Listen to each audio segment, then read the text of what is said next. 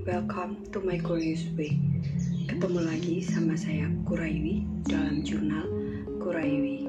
Ini sebenarnya mau bawain cerita creepy malam-malam, tapi saya kapok kalau bikin video malam-malam karena pasti ada aja gangguannya gitu loh. Jadi ini mohon maaf, ceritanya pas di hari terang, terus mohon maaf kalau misalnya kedengeran ada background musik-musik gitu ya. Karena ini di markas kedua dan lagi ada yang punya gawe gitu. Jadi mohon maaf kalau musiknya sampai kedengeran ke video ini. Udah lama emang ya saya nggak bikin video tentang berbagi cerita mistis. Kenapa lama nggak membagikan tentang kisah-kisah misteri, kisah-kisah horor yang menghampiri sarang Clover? Karena nggak dapet asisi. Karena nggak semua cerita creepy yang kami alami itu boleh atau bisa dibagikan ke halayak. Kisah creepy yang akan saya bagikan kali ini kembali terjadi di markas utama sarang Clover.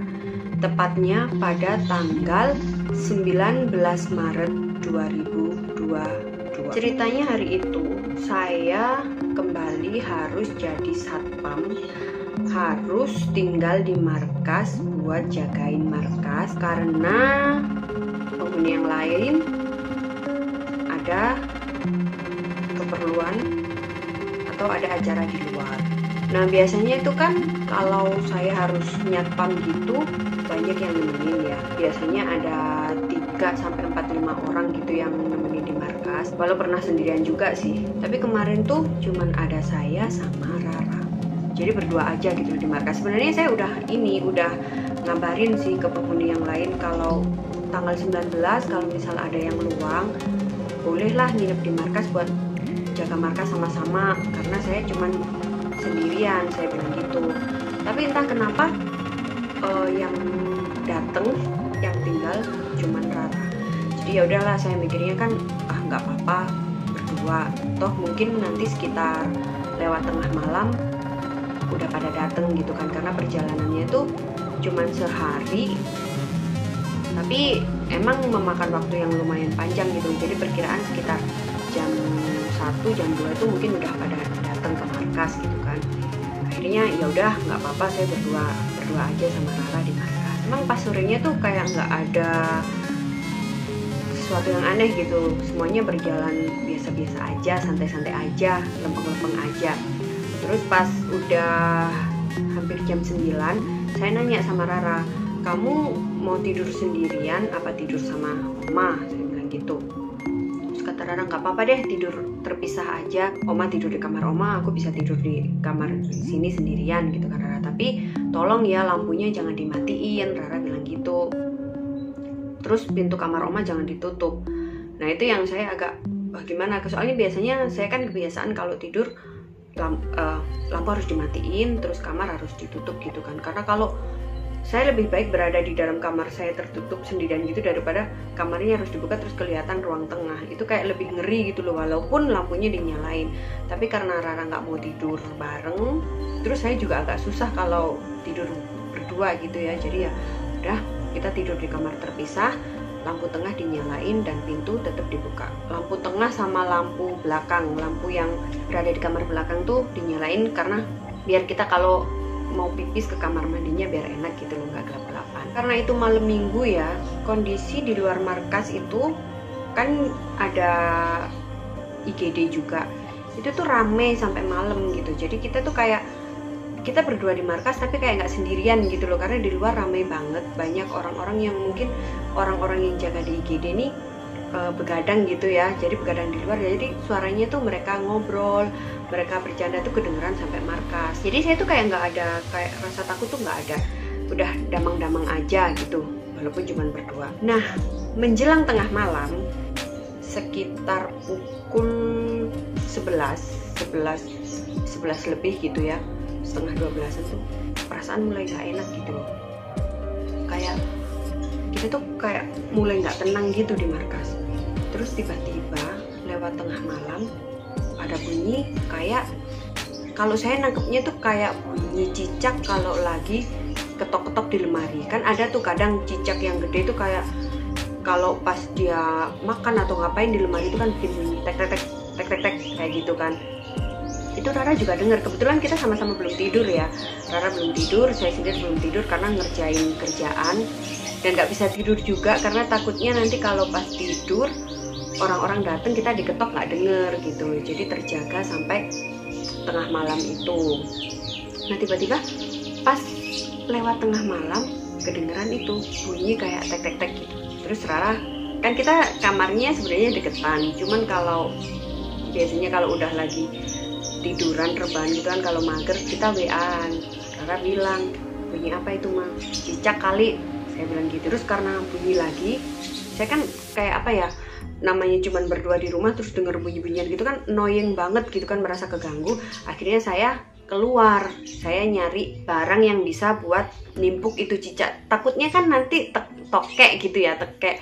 Karena di markas juga waktu itu musolanya kemasukan tekek lagi dan belum ketangkep gitu loh. Saya takutnya tekek. Sedangkan kayu yang ini apa, bambu yang biasa buat senjata lah istilahnya, buat kalau ada ular masuk markas atau tekek masuk markas, itu biasanya bambu itu yang digunain untuk mengusir gitu kan ya. Ya nggak ada ini sih, bambunya nggak ada apa ya, nggak ada apa-apanya, kita cuman bambu biasa. Cuman emang dari dulu ada di markas digunain untuk itu, karena markas kan deket sama area persawahan tuh, jadi sering banget ular masuk. Nah ular kan takut sama bambu, jadi bambu itu dari kita masih di markas lama sampai pindah ke markas baru tuh masih ada. Karena bambunya ada di belakang, saya cari alat seadanya, karena takutnya kan kalau tokek, kalau cicak kita masih, cicak segede apapun masih istilahnya bisa lah ya nangani, tapi kalau tokek kan tokek ngeri gitu kan. Akhirnya di situ ada tasnya Gembul, tas sekolahnya Gembul yang ditaruh di ruang tengah. Saya ambil itu, terus saya ke kamar belakang. Nah di kamar belakang itu ternyata emang di meja putihnya beneran ada cicak. Terus saya bilang kan ke cicaknya, oh kamu yang bikin suara-suara ini, ganggu aja malam-malam gitu. Karena Rara mungkin di kamar juga terganggu, dia ikutan keluar. Nah kita sama-sama ada di kamar belakang. Nah pas kami di kamar belakang, tiba-tiba terdengar lagi ketukan itu, tek tek tek kayak gitu. Terus saya nyari, oh kok masih bunyi ya? Apa di lemari dapur? Saya bilang gitu. Saya mau ke lemari dapur itu, terus Rara bilang, enggak ma, ini bukan di lemari, tapi di atap. Dia bilang gitu karena dia memang posisinya tuh di bawah, lurus sama posisi pintu yang membawa kita naik ke loteng, membawa kita naik ke atap gitu kan. Terus kami diem dengerin asal suaranya. Di situ kayak perasaan saya makin gak enak, dan mimiknya Rara tuh, mimik wajahnya udah mulai kelihatan kayak panik gitu loh. Terus kita dengerin lagi, makin keras lagi. Emang itu kayak bunyi kalau orang mengetuk seng. Nah pintu di atap kan dari seng, jadi itu tek tek tek tek tek tek. Nah pas udah nyadarin beneran itu di atas, Rara makin panik, ikutlah saya panik. Yang saya sebelumnya itu kayak tenang, lihat Rara tiba-tiba kayak mau nangis, panik. Jadi saya ikutan panik, ikutan ketakutan gitu loh. Iya beneran dari atap, dan ketika kami panik bunyinya tuh makin gak karu-karuan. Jadi kayak pintunya tuh makin di apa ya, diketok-ketok, makin dipermainkan, diketok-ketok gitu loh. Jadi kan jadi bikin kita yang di bawah itu makin panik, makin takut gitu kan. Karena Rara udah ketakutan, akhirnya dia nelpon bundanya. Untungnya bundanya belum tidur kan jam segitu. Terus saya langsung hubungin Tunjung, dan untungnya Tunjung juga lagi on, lagi santai dia. Saya bilang, ini ada bunyi kayak gini. Begitu kita panik itu bunyinya tuh terus nggak berhenti, tek tek tek tek tek tek gitu. Kayak mungkin kalau di film-film horor tuh emang ketika yang ditakut-takutin itu panik kan mereka makin seneng ya, jadi makin nakut-nakutin gitu. Saya kan nelpon Tunjung tuh, terus kita berdua masuk kamar. Ternyata Tunjung bilang gini, mana aku pengen dengerin suaranya. Ketika saya nelpon tuh dia nggak denger gitu. Akhirnya saya mau nggak mau harus keluar dong ya, untuk kasih lihat dia, kasih denger dia suaranya kayak gini. Terus dia nggak denger gitu loh, walaupun saya sampai ke bawah posisi pintu itu dia nggak denger. Padahal itu bunyinya terus tek tek tek tek tek tek tek tek terus nggak berhenti. Akhirnya Tunjung bilang gini, udah kamu ini ya, kamu tepuk tangan, jadi kayak gitu 3 kali. Kalau emang itu nanti nggak hilang, saya ke situ malam ini juga. Tunjung bilang gitu. Saya ngelakuin kayak yang disaranin Tunjung, saya tepuk tangan terus baca-baca doa juga. Alhamdulillah suaranya hilang. Tapi itu udah sempet bikin panik ya, karena saya paniknya karena lihat Rara mau nangis itu. Dia ketakutan terus mau nangis, Jadi kan ikutan panik gitu. Padahal sebelumnya nyantai-nyantai aja, tapi karena lihat Raranya panik, ikutan panik. Dan alhamdulillah ya, dan Tunjungnya di telepon dia masih melek dan dia nggak sibuk ngerjain sesuatu. Jadi akhirnya saya teleponan sama Tunjung sampai jam 1 malam. Rara akhirnya pindah tidur ke kamar saya kan. Begitu pindah itu anak nggak ada setengah jam udah ngorok dia. Jadi saya ditinggal sendirian. Terus untungnya ditemenin Tunjung kan, jadi ngobrol sama Tunjung sampai jam 1 malam. Terus ya alhamdulillah sih suaranya itu hilang gitu loh. Tapi Tunjung bilang siaga aja karena masih ada di sekitar situ gitu. Emang apaan? Besok aja dibahas, dia bilang gitu kan. Akhirnya saya saya ambil wudhu lagi. Terus saya bawa bambu yang di markas itu ke kamar, sampai saya bawa gitu. Soalnya saya takut ntar malah tiba-tiba orang yang masuk gitu loh, karena kan di atap. Tapi kan aneh juga kalau misalnya orang kan di jalan tuh, di IGD tuh rame. Atap kalau dari situ tuh kelihatan, misal ada orang di situ segelap apapun, kalau orang jeli ya itu bisa kelihatan gitu loh. Tapi yang namanya orang udah ketakutan ya, pikiran gak karu-karuan. Jadi akhirnya saya bawa masuk itu bambunya, saya bawa masuk kamar. Terus kamarnya saya tutup karena Rara udah tidur kan. Ngobrol sama Tunjung sampai jam 1 itu. Akhirnya Tunjung pamit karena ada yang harus dikerjain. Tapi saya minta tolong kan ke dia, tolong tetap dipantau ya, karena aku cuma berdua sama Rara di sini. Dia bilang oke. Terus pukul 2:30 orang-orang baru datang gitu. Jadi saya terjaga sampai jam 2:30 tuh nggak bisa tidur. Jam 2:30 orang-orang datang. Terus habis bukain pintu orang-orang, terus itu pada ngasuh semua kan. Jadi saya tidur jam 3 pagi. Jam 3 pagi tidur.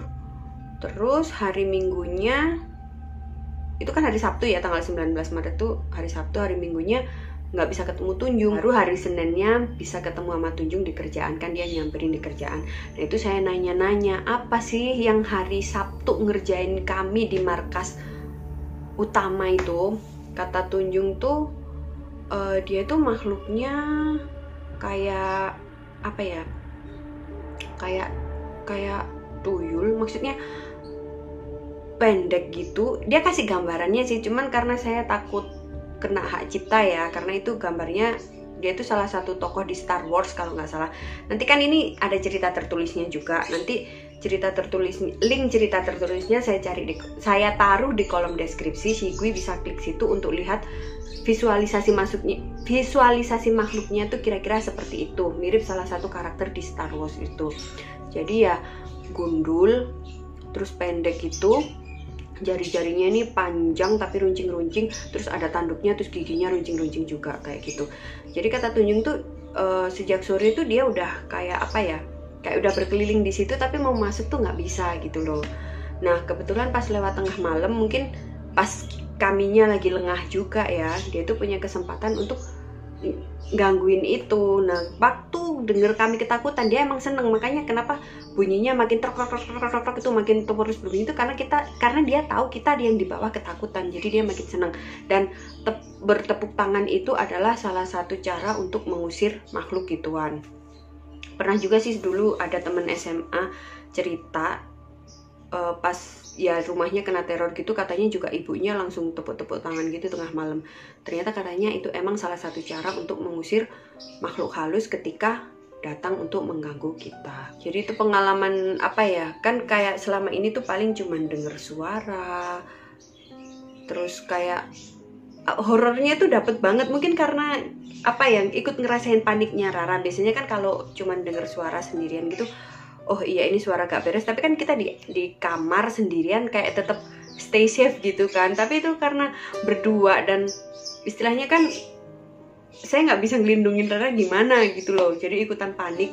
Jadi horornya berasa banget, takutnya berasa banget gitu loh, sampai kayak badan tuh gemeteran, sampai saya tuh blank gitu loh, sampai aku harus baca doa apa itu lupa beneran. Jadi kalau orang takut yang kayak digambarin di film-film itu sampai nggak bisa ngapa-ngapain itu beneran. Waktu itu saya ngalamin kayak gitu sama Rara. Padahal kita juga posisi nggak lagi dapet ya. Jadi istilahnya kan kalau saya juga baru selesai sholat isya waktu itu, jadi sholat isyanya agak telat gitu.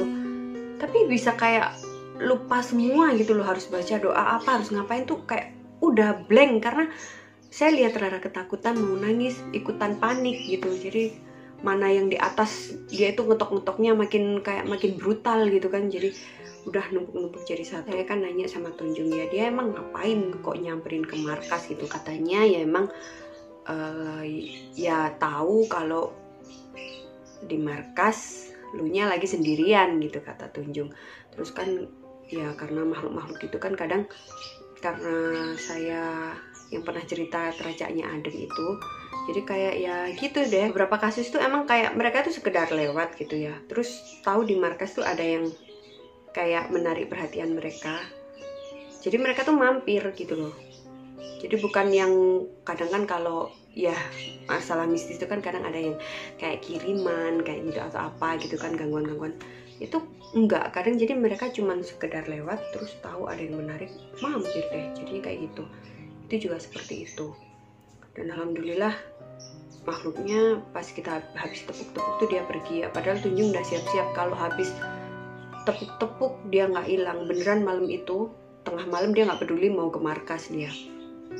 Alhamdulillah kok dengan seperti itu bisa hilang. Jadi itu creepy story yang bener-bener bikin ketakutan banget di tahun 2022, karena berasa horornya tuh lebih dari kayak yang waktu atap diketok-ketok berwolf, lebih dari itu. Karena mungkin kalau yang atap diketok berwolf maksudnya makhluknya mirip berwolf gitu ya, itu kan saya sendiri yang denger, jadi kayak saya ketakutan sendiri, ngatasinnya sendiri. Tapi kalau yang kemarin itu kan sama Rara, takutnya kalau saya nggak bisa melindungi Rara terus dia kenapa-napa gitu kan ya, sedangkan saya sendiri melindungi diri saya sendiri juga belum tentu bisa, jadi kayak gitu paniknya nggak karuan deh. Jadi itu cerita creepy kami, semoga kita semua selalu dalam lindungan Tuhan Yang Maha Esa, dijauhkan dari hal-hal buruk. Amin. Terima kasih, mohon maaf jika ada salah kata. Bye-bye.